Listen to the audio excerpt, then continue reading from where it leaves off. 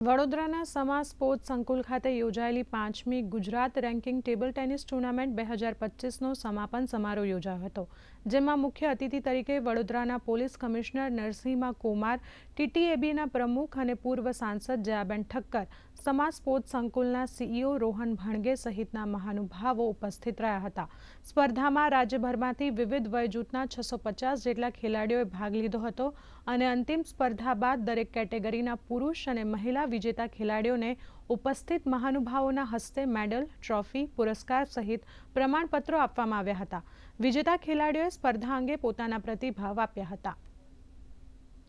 Finals થોડી વધારે tough થઈ અને ઓવરકમ કરવા માટે બસ પેશન્સ મારું વધાર્યું, એવરી પોઈન્ટ પર ફોકસ કર્યું અને એ જ પાર્ટ મને જીત તરફ લઈ ગયું. સ્ટેટમાં તો હમણાં હું બહુ સારું રમી રહી છું લાસ્ટ ફ્યુ ટુર્નામેન્ટ્સથી.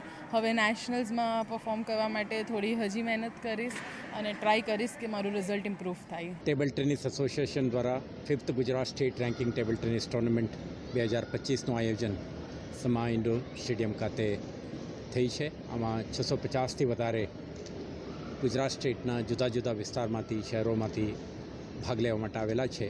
આ ટુર્નામેન્ટનું પૂર્ણાવતિ થાય છે અને રેન્કિંગ પણ ડિક્લેર થઈ રહ્યું છે. આ પ્રકારના ટેબલ ટેનિસ ઇવેન્ટ વારંવાર વડોદરા શહેરના આ સ્ટેડિયમમાં આયોજન થઈ રહ્યું છે. વડોદરા શહેરવાસીઓ માટે કે સ્થાનિક પ્રતિભાવો માટે, ટેલેન્ટ્સ માટે આ એક ફેન્ટાસ્ટિક ઓપોર્ચ્યુનિટી કહેવાય